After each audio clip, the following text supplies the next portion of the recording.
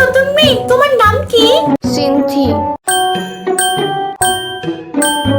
আচ্ছা, আমার রেজিস্টারগুলো বাকি আছে, আমি বাসায় গেলাম, তোরা থাক। না না, আমাদেরও বাকি আছে, আমরাও গেলাম। তখন আমি এতটাই বলেছিলাম যে আমি এটা বুঝতে পারি না যে তারা আমার মুখের দিকে কেন তাকাইছিল। ওরা আসলে চাচ্ছিল জানি আমি ওদের নাম জিজ্ঞেস করি উল্টে, বাট আমি তো বলো আমি ওদের দিকেই তাকাইছিলাম জাস্ট।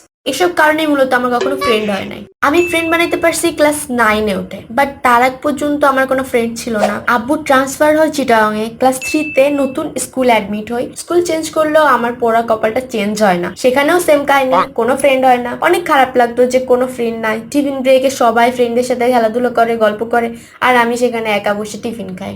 বাট একদিন ভাবলাম না, এমন আর কতদিন চলবে, ভাল লাগতেছে না। তাই যেখানেই দেখতাম সব গল্প করতেছে সেখানে চলে যেতাম। একদিন আমাকে এমনটাও শুনতে হয়েছে যে এই মেয়েটা এখানে কি করতেছে, ও দেখতেছে না আমরা কথা বলতেছি। না না না, সমস্যা নাই, ও থাক না, ও থাক।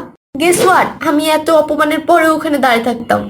এখন যখন ওসব কথা মনে পড়ে এটা বুঝি না যে আমার রাগটা কার উপর দেখানো হচ্ছে, ওই ইডিয়েট মেয়েগুলার উপর নাকি আমার মতো বলদের উপর।